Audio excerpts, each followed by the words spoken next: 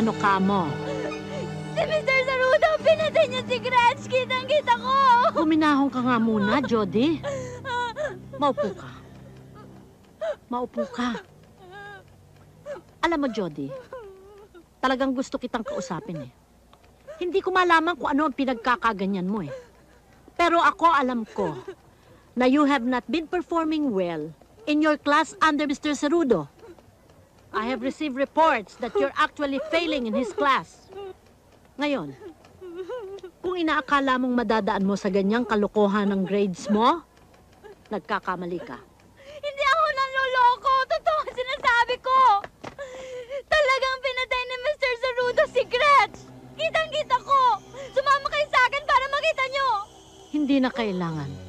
Narito na si Mr. Sarudo. Totoo, pinatay niya si Gretch. Maniwala kayo sa akin, pinatay niya si Gretch. Mabuti naman at nandito kami, Samis.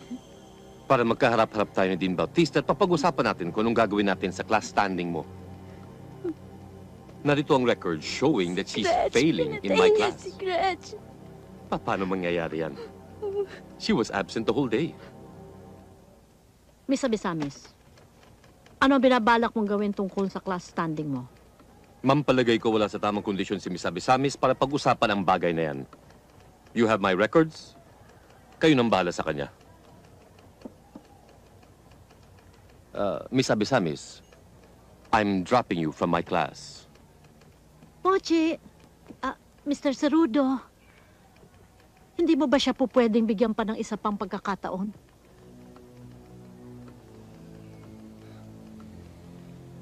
Okay, Leticia.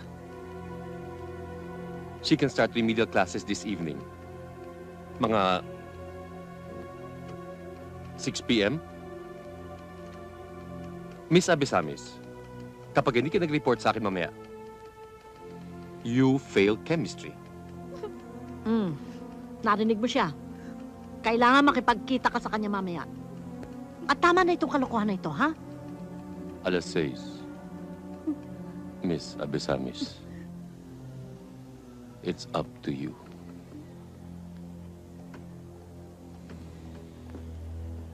Miss Abisamis, remember, 6 units ang subject mo sa kanya. Okay? Sige, makakaalis ka na.